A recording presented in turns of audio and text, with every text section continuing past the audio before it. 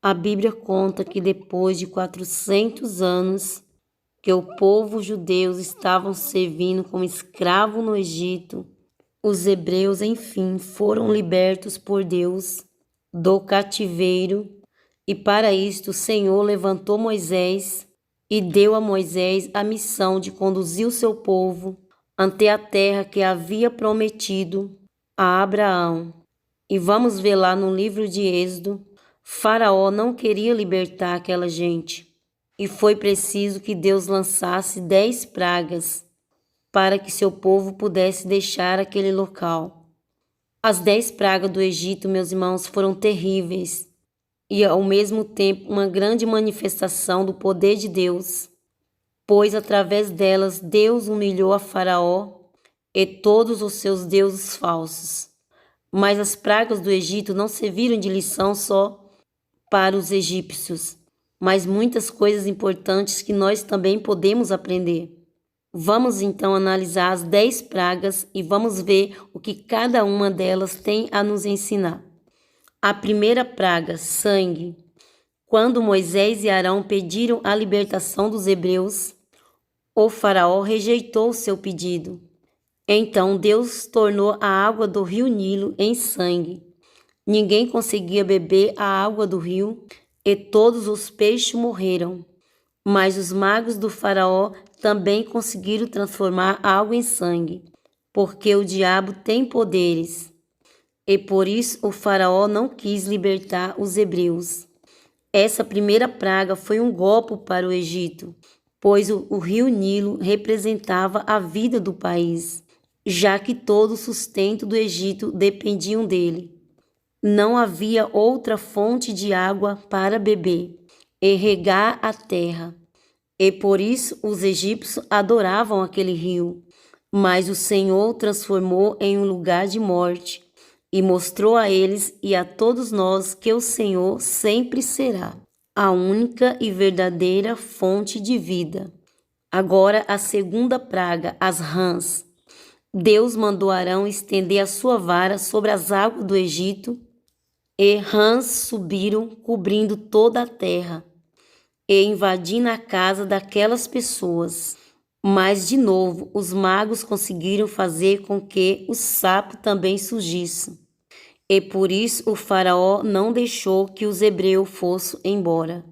Para os egípcios, as rãs era festilizada a deuses da festilidade. Ela sempre aparecia quando o rio Nilo estava cheio, mas nunca tinha aparecido tantas rãs como daquela vez em que Deus ordenou. Em vez de ser um símbolo de bênção, Deus transformou a rã em um grande problema e novamente humilhou os deuses do Egito, provando que ele tem poder sobre tudo. Assim também, meus irmãos, se nós vivermos em desobediência, sofreremos as consequências. A terceira praga, os piolhos. Deus mandou Arão tocar no pó com a sua vara, e surgiram vários piolhos sobre as pessoas e os animais e em toda a terra do Egito. Dessa vez os magos não conseguiram fazer o mesmo. Com as pragas dos piolhos, ante os magos do faraó tiveram que reconhecer que só um Deus poderoso poderia fazer algo tão extraordinário. Com essa praga, o Senhor nos mostra que Ele é mais poderoso do que qualquer outra força e que não devemos ficar iludidos com as falsas promessas de outras religiões, porque Ele é o único que pode nos salvar em qualquer situação. Vamos ver a quarta praga, moscas. Irmãos, depois dos piolhos, Deus enviou enxame de moscas sobre todo o Egito, que arruinaram a terra. Mas as moscas não entraram na região onde os hebreus moravam. Nós sabemos, meus irmãos, que esses insetos, eles causam grande desconforto e transmitem muitas doenças.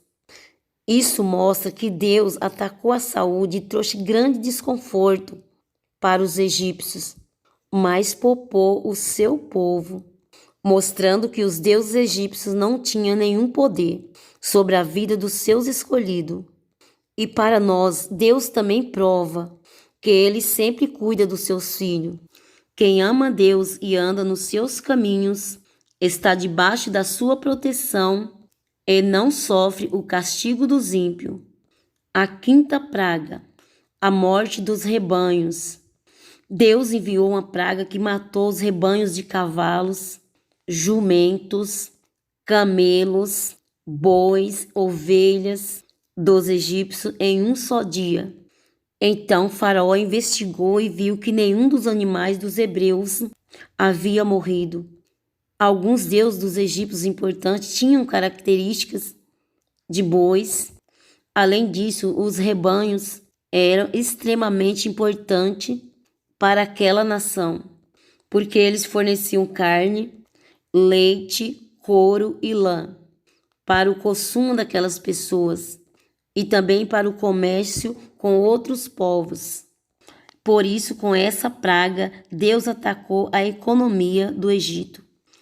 E vemos que a morte dos rebanhos nos traz também lição muito importante do que a riqueza não é sinônimo de segurança e estabilidade.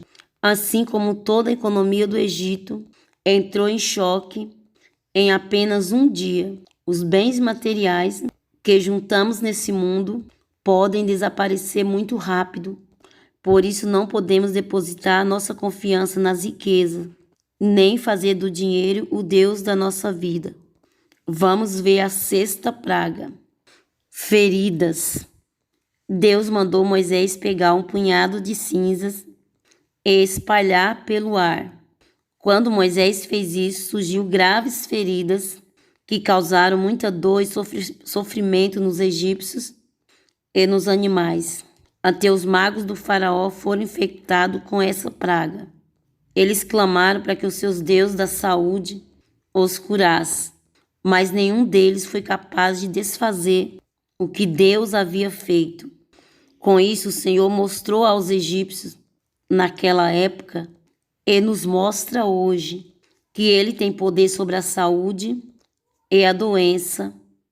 O nosso corpo é templo do Espírito Santo e de nada nos adiantará buscarmos deuses falsos, curandeiros, cirurgiões espirituais ou qualquer coisa semelhante. Vamos ver a sétima praga. Granizo. Moisés avisou o faraó que Deus ia mandar uma chuva de granizo sobre o Egito.